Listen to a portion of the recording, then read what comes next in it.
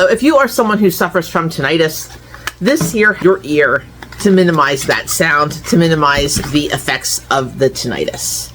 So here you can see it is just a therapy drop.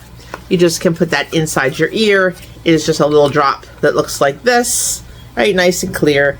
That's just going to go right there. And you're just going to put them in your ear like that. Easy peasy. You just squeeze it and you're good. Voila. And just go in there too. These are the ingredients. This supports the ear pressure management and helps to restore your ear's comfort. So check it out if that is something that you're looking for.